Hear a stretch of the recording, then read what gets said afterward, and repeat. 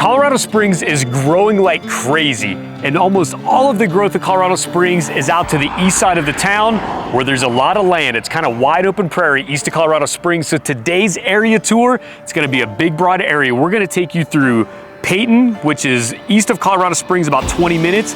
We're gonna work our way back to Falcon, which is blowing up like crazy with a ton of housing and a lot of commercial development. So it's a big tour today. We're gonna do driving tours, home tours, neighborhood tours. That's right. All kinds of tours. Yep, so many tours. I used to live in Falcon back in the day. That's where I did a lot of my growing up. Moved out there in 2005. Chris lived out there for about 10 years. It is wild to see the amount of growth that's happening out there right now. Night and day difference. I never imagined that Falcon would look like it does today. So we got a lot to get through, so let's get to it.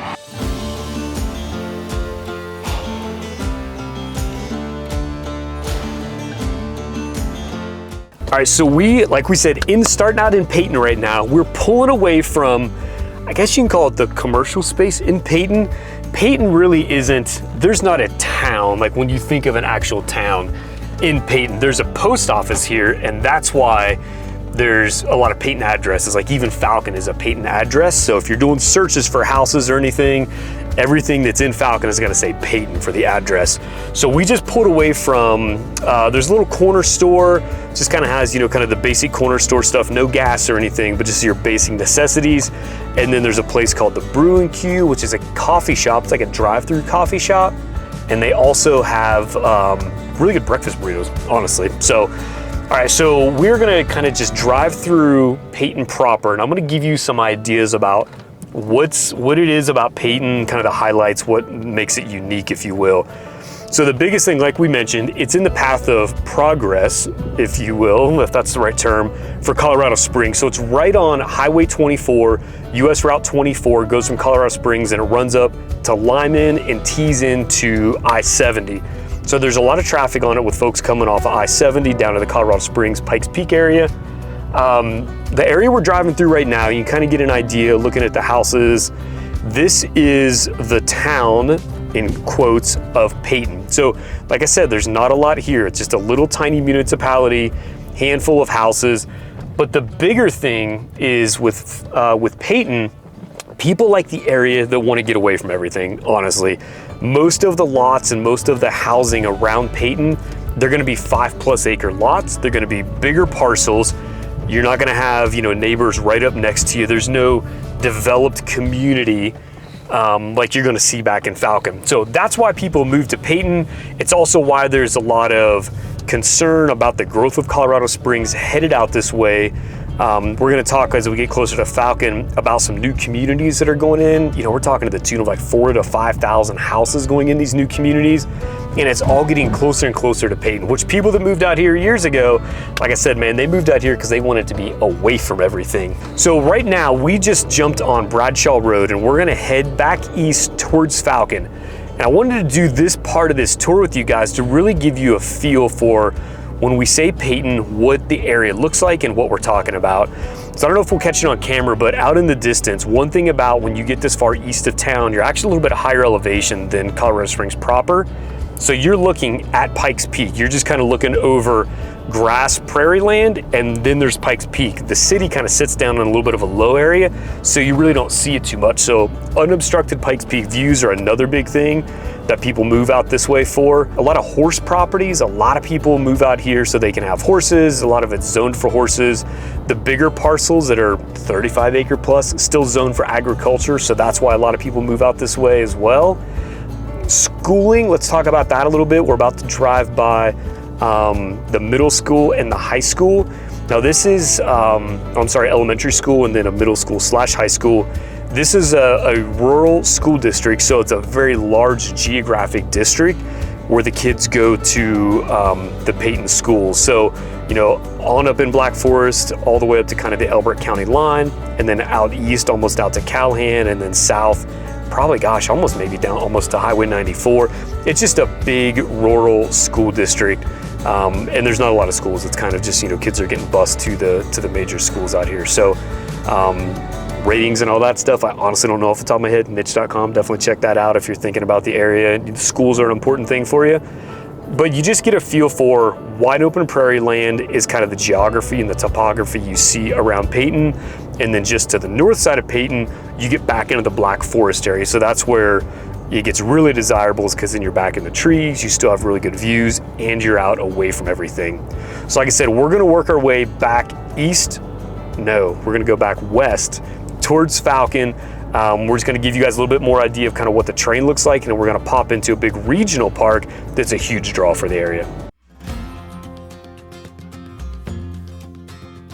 All right, when we talk about areas, one thing we always have to talk about, recreation. Yes. So it used to be, like Sam mentioned, I lived out in this area for 10 years in Meridian Ranch, which you guys are gonna see in a little bit, so stay tuned. There wasn't a whole lot going on out here. Meridian Ranch was just being built. They were starting to put some small little parks in, and now where we're at here is Falcon Regional Park. It's a big county park, 2 baseball fields, huge dog park, trails all around it. I mean, this is a great park out here, and it's right up against Meridian Ranch and Woodland Hills. Yep, and you actually got a soccer field over here as well, so I know they're doing like that's right, Little League soccer, football kind of stuff over here too. I mean, 10 years ago, this was literally, it was a cow pasture. It was just field, right? Yeah, exactly. The high school is right back here. Yeah, right over the hill, I remember they called us Cow Pie High, all the other schools that had to drive out here to come play us, and they called us that because sometimes the cows would migrate from this field up to like the football field. And that was just like a normal thing. The normal thing, right? So a little bit different now. Yeah, and all this development that's taken place, it's crazy to see like High Plains Little League here. That's what I used to play in when I was a kid. Like, you can see the neighborhood and the development starting to creep up to out here. It's like this far out already. So the road that this park is on is Eastonville. So if you're looking at a map, Eastonville, like Sam said, comes by the high school, and then it goes on up ultimately into Black Forest. But yeah, so we're right on Eastonville. And I mentioned earlier, I'm gonna say this just since we're in this area, I mentioned earlier just new home communities, like 3,000 to 5,000 houses right across the road from Eastonville, from where this park is. Right now, currently, just all cow pasture, but soon to be a new home development, and I've heard 3,500 houses. So now all this stuff that has just been open rangeland, it's all getting developed, but you know, they're trying to do it the right way and keep parks and recreation in mind. So you've got Falcon Regional Park. You also have Homestead Ranch, which is up off of Sweet Road, so just north of here a little bit. That one's super cool because it's only 10 minutes from where we're at now, but it's right up against and actually into the Black Forest area. So there's big rock outcroppings, bluffs, in the pine trees, that kind of stuff. So it's a really cool park. That's another cool park, you got Lambert Park, right over here in Woodland Hills, right? And that's been developed like crazy. Like, it was nothing but just some grass and field, open space now, right? Now there's like playground, multiple fields, pickleball courts, basketball courts, like all that stuff out there. The county's trying to keep it in mind of, hey, we don't just want to see of houses. Like I've said in other videos, kind of back that way, off Powers Boulevard, that's kind of what we ended up with, right, in the 90s and early 2000s. So now the county's trying to do it the right way. They're incorporating a lot of these big parks and keeping open space, which hopefully they keep doing that with all the housing that's getting put out here. But so far, you got some pretty good recreational opportunities if you're out this far east. Definitely. All right, so we are driving through Woodland Hills right now, so you can kind of get a picture and a feel of what that looks like. This is a little bit older as far as Woodland Hills goes. This particular development in here is actually the old street I used to live on. So my old house that I grew up in is right down the road. And this was, at least when I was a kid growing up here, I feel like it's still the same way now. It was a fantastic place to grow up. Especially in this development here, we had like a lot of larger lots all the way up to like a half acre. My wife grew up out here. I think she grew up on almost 2 acres over on the west side of Woodland Hills. And it was fantastic. Now, some of the newer areas over here, they've started to figure out, like, you know, at least the developers have started to figure out, like, hey, we gotta infill a lot more homes to make kind of the money that we want to make. And so as you go further east and stuff gets newer, you start to see a lot smaller lots, a lot more of that kind of like traditional subdivision feel versus over here in this area, a lot larger lots. You see people with their RVs and stuff, being able to park them and store them next to the house. So that's kind of this area over here. Now we're gonna make our way up Meridian Ranch Boulevard, headed north up here, which goes over into Meridian Ranch. Now back in the day, this was all actually like an old apple orchard, which is kind of wild. Just to see how far this has come. But Meridian Ranch and Woodland Hills were both kind of touted as golf communities, communities built around the golf course that is still operational today in Meridian Ranch, Antler Creek. So we are just now exiting Woodland Hills and now kind of crossing over into Meridian Ranch. So now we're just about to cross over Meridian Ranch and Stapleton. So Stapleton will take you all the way back to Eastonville, where the old high school was, and then all the way back over to Meridian Road, which connects a couple other neighborhoods in the Falcon area. So you've got Paintbrush Hills over on the west side of Falcon, and kind of all of that development. That's where Falcon Middle School is now. They actually kind of took over and revamped the old high school once they built the new one. And a few other schools in the area. So Falcon Middle and Falcon High are kind of what all the elementary schools feed into. You've got Falcon Elementary over on the southeast side of town. You've got Woodland Hills Elementary, right smack dab in the middle of Woodland Hills, pretty close to where we just were. And then over on the north side of everything, you've actually got Meridian Ranch Elementary, and all those schools will kind of feed into your larger public schools. This is all a little bit on the older side of Meridian Ranch that we're driving through right now. A lot of stuff that was, you know, kind of built in the early 2000s, mid 2000s. And then typically the further north you go in the development and the further east, the more new stuff is going to get. We're actually on our way to a home tour I'm super excited about right now. You guys are going to love this home. It is a gorgeous home, and the sellers have killed the updates throughout this home. So let's pull off over here and go check this thing out. All right, we have got an incredible home tour lined up for you today. Thank you to Bree Rinkema and the team over at Flourish. This is a killer home. This is super not typical of what you're gonna find in Meridian Ranch. Now the layout, the floor plan, super typical of what you'll find. We're centrally located in the neighborhood here at 12504 Angelina Drive. And man, the sellers have done a killer job of updating this home. You guys are gonna love this place. So let's go inside, meet Chris, take a look.